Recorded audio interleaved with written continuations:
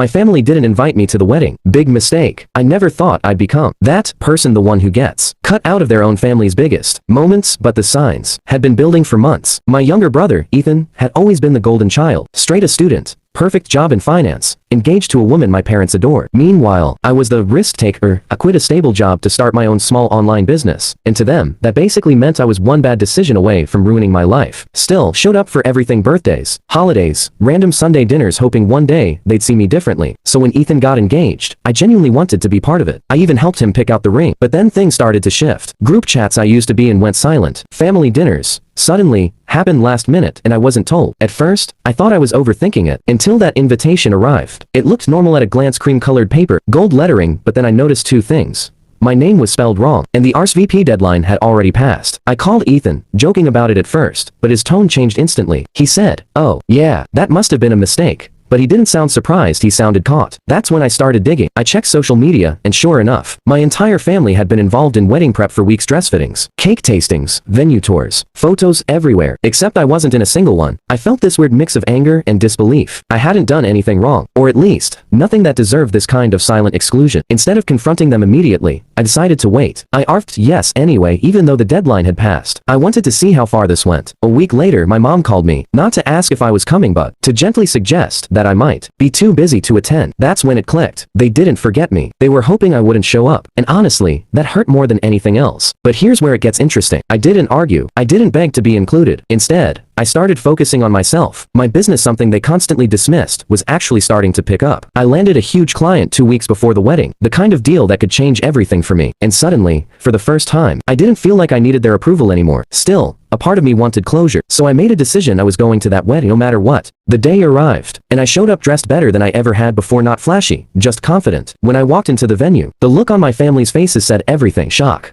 panic, even a little guilt. Ethan pulled me aside immediately, asking why I came, and I just looked at him and said, "Because I'm your brother. I shouldn't have to ask for permission." He didn't have a good response. The ceremony went on, slightly tense but smooth. People whispered, clearly sensing something was off, but I stayed calm. I wasn't there to cause a scene, I was there to reclaim my place. Then came the reception, and the twist no one expected. During the speeches, Ethan's best man stood up and started talking about family support, and how important it is to stand by each other. And maybe it was the irony, or maybe it was just timing, but halfway through, he casually mentioned how Ethan had been stressed about certain family conflicts and having to make tough decisions about who to include. The room got quiet, really quiet. People started connecting dots. Then, unexpectedly, my mom stood up. She wasn't scheduled to speak, but she did anyway. And in front of everyone, she admitted it: they had intentionally distanced themselves from me because they didn't believe in my choices. She said they thought excluding me